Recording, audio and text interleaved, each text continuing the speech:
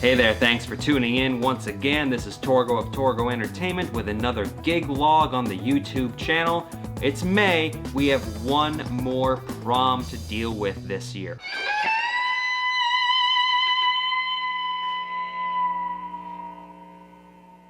Just like the last gig log, this prom deals with another school that I have done prom for in the past. This time around, we deal with Addison High School. I did the Addison High School prom last year, and if I had done gig logs at that point, that would have been a very interesting video because it took place at the barn at Hill Spring Farms in Addison. Really nice venue, I've done a ton of events there, but it was in the middle of a rainstorm and water kept seeping through the roof. Needless to say, the event still went off without a hitch. The rain happened to dissipate right before the event started, and that was a 4-hour prom, and those kids danced pretty much the entire night. So they wanted me to do their homecoming, but I was actually booked doing the wedding that I had the proto gig log for back in October of last year. But they made sure to hop on it, and that I did their prom this year, and here we are.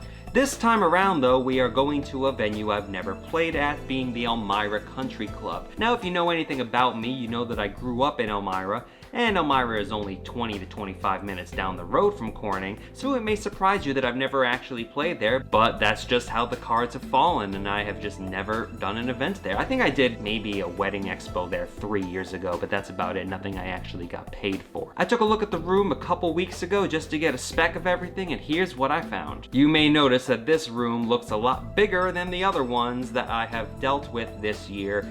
Ergo, I need a lot of uplighting. I have enough, but it's more than I was anticipating on using for this particular room, especially when you keep in mind the theme that they're going with for this prom, and this time we have The Great Gatsby by F. Scott Fitzgerald. Now I realize a lot of people are going to say that they're more familiar with either the movie starring Robert Redford or the 2013 Leonardo DiCaprio movie, and given this age group I think it's going to be the latter more than the former. Needless to say, if you've read the book or watched the movies, is this a good theme for prom? It's all about the decadence and how shallow everybody is inside and using the opulence to obfuscate their inner shortcomings. Okay, if that's what you want to do. Needless to say, for design it means a lot of golds and a lot of silvers, and the problem with that is silver is a light color you can't really do all that well, and gold is also kind of difficult, which means you're going to have to skew into the yellows and oranges, colors that are not the easiest to work with. Speaking of lighting design, I got a couple new things to try out at this particular event. Don't get used to this. I'm not going to have a new toy for every single event I do. It's just the time of year where it's a little bit slower, so I have the opportunity to upgrade some things. At the last prom, you may have noticed the T-bar with the 8 hex pars on there, which work beautifully. But I need to use all those pars for uplighting this time around, so I needed to have something to act as a wash, so I decided to go with the Chauvet Wash FX. For a more detailed look, let's start a new segment and go to RoboTuff's workshop.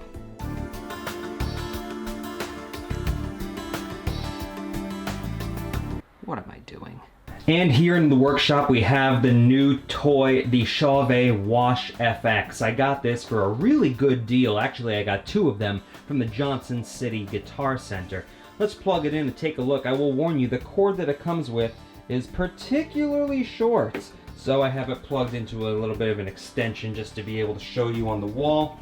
Here is the back of the fixture. We have power in, power out, this style. So if that's something you're into, DMX in, DMX out. Let's plug it in. I'm not going to DMX it for this particular demonstration. Let's just plug it in, and there we have some wash. Now, if you're interested in solid colors, we have the red, the green, the blue. Let me actually get it off camera for you. So we have the red, 2 is green, 3 is blue, 4 is a yellow. I don't know how well that shows up on camera, but it is in fact yellow. 5 is kind of a cyan color. 6 is a pinkish purple, which I presume if I use this on weddings I will use quite a bit. 7 we have a darker shade of pink. I don't know how much it shows up a difference, but it's definitely more magenta for number 7. Number 8 is kind of a soft white, and 9 is a little bit of a harsher white, although not that much. You can also go, see that's the color mode that we're on, you know, address, up and down, channel, slave, automatic, color, And that's pretty much it. Now I have 2 of the Chauvet Wash FXs, 1 on each of the speaker stands. I'm not going to bring the T-bar, I'm just going to mount them to the speaker stands, and we'll see how that looks. I'm hoping that it doesn't look so much like a bow tie, but if it does, you know, Great Gatsby theme, not the worst thing in the world. In addition to the new wash light, I also realized I never showed off the difference between the Element Hex and the Element HexIP lights. I said I was gonna do that in the first gig log at the event. I never did. I had a little bit of time. Let's look at the difference. Okay, here in the workshop we have the 2 various uplights. On the left you see the ADJ Element Hex, and on the right the ADJ Element HexIP. Let's go over the differences between the 2. In terms of the diodes inside, the type of light they produce, they are functionally identical. The difference comes in the casing and the structure of the lights. Looking at the regular one, you can see right here, it has kind of like the train handle right here. The other one has that as well.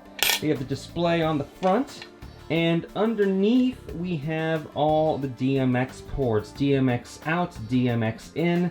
The power supply is right here, so you can see that's set on a color from an event some time ago. B100 represents how much battery life is left, and eventually that will change over to the preset color that you have. This just tells you as soon as you turn it on how much battery life you have left in the actual light.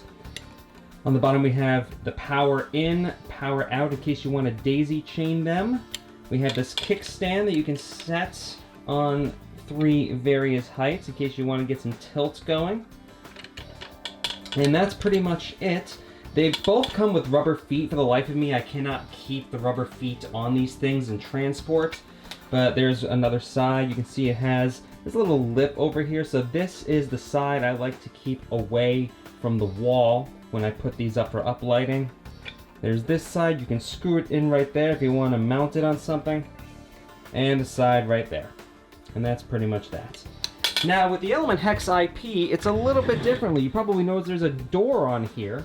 Well, see, no, there's nothing there. There's nothing on the bottom. The kickstand is still there. It still has the 3 various levels that you can latch it onto. But in terms of your power in and power out, they're behind this door. There's the power right there. And you see it has the power in, but you may notice, where's the DMX?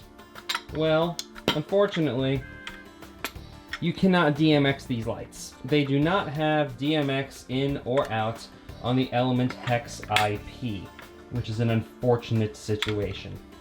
If you're wondering what the IP stands for, it stands for International Protection, or Ingress Protection, and what that does is these are rated IP54, and those 2 digits represent how it's protected from 2 different sources. The first digit represents protection from solids, so dust or particles in the air, and the second from liquids. So when you have IP54, that 5 means it has protection from limited dust. If it had an IP rating of 6 as the first digit, it would be completely protected from dust. But I think that's mostly because of how it's constructed, you know, between the glass and the casing. I think that's just the best they could do, especially when you have an access of a door right here.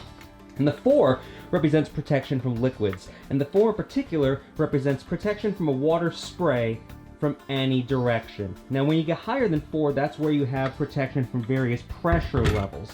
2, 3, and 4 levels are all protection from water spray, just how many directions. 4 represents protection from all different directions, so you should be okay if these are outside in the rain. So now that we've shown off some of the gear, we need to figure out exactly where we're going, so let's go to the map.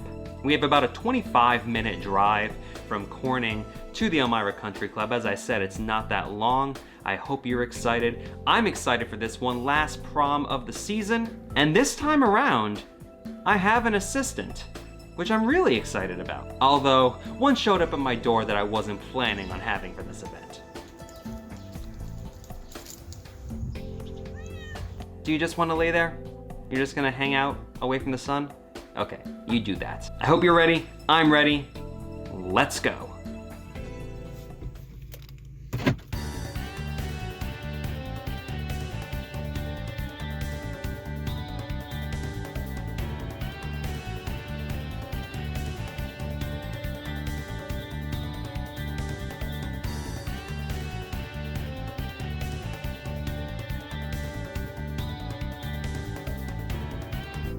And here we have the setup for the 2019 Addison Prom. That dragon frontboard facade looks great, the Ritmo pattern, although my coworker Chelsea saw the last video, and she said that it kind of looks like the Taco Bell bell. You let me know what you think down in the comments below. We have the skirts, but we're going to start on the side here.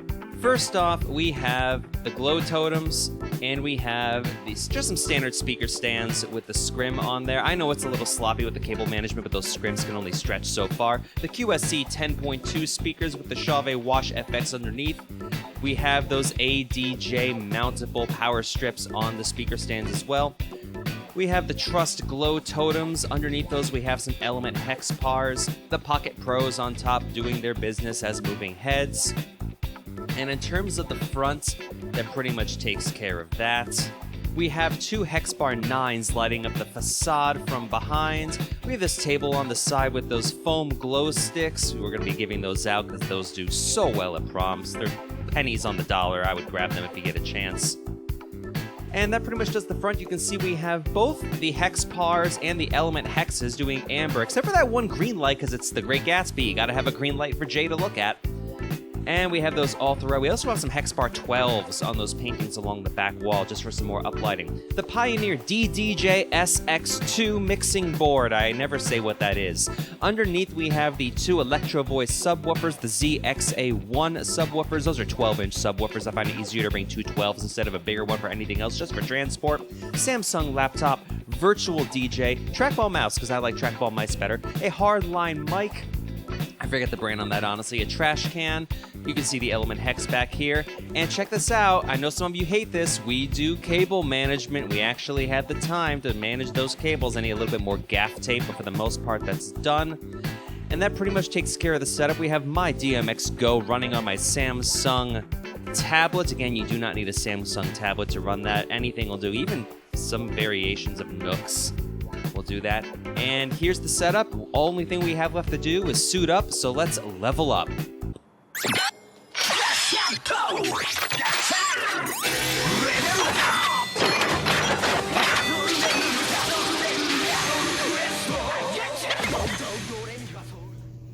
Let's go.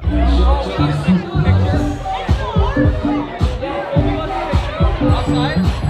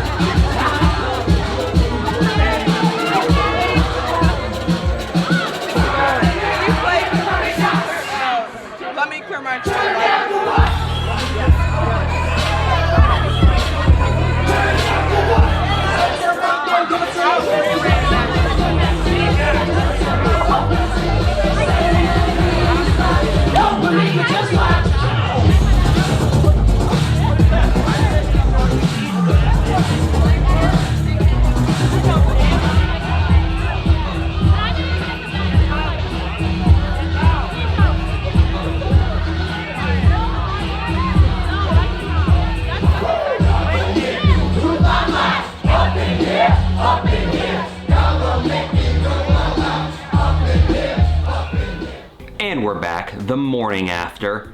I think you know what happened. Prom went off beautifully. The Chauvet Wash FX lights did their job beautifully. I wasn't expecting to have that much control over them with the DMX on my DMX Go, but it turns out that they do way more than just mounting those par cans did on the T-bar from the previous prom, so I'm definitely going to be doing that from here on out. We did have a couple issues though. First off, and we saw this in the first prom started too early. When you have a large venue with lots of big windows, don't start your prom at 7 o'clock. It's too bright out. Kids aren't going to really get into it until 30 minutes to 45 minutes in. Secondly, and maybe this is just something I've experienced from the past 3 proms, all 3 of them, the prom courts didn't really serve as a peak for the night. In fact, it actually kind of killed the momentum of everything. At all 3, the people who won were actually booed for the most part. I'm not going to put the footage up here to respect the kids who did end up prom king and queen. And when prom court was done, as soon as I started playing music, everybody just rushed back to the dance floor. They're like, okay, we got through it.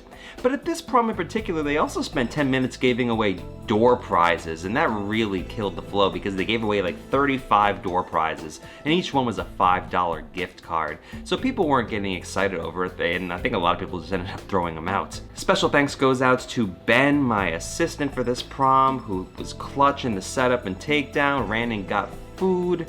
Great to have him on board. I hope he can do some more stuff. I don't know how often you'll see him. We like to stay off camera while we're working. But that does it for this gig vlog. I want to thank you again for tuning in. A playlist will be added to the end of the video, so don't tune out after I hop off camera. But I'm Torgo of Torgo Entertainment, and I'll see you at wedding season in 2 weeks. But until then, enjoy and have yourself a good night. Take care.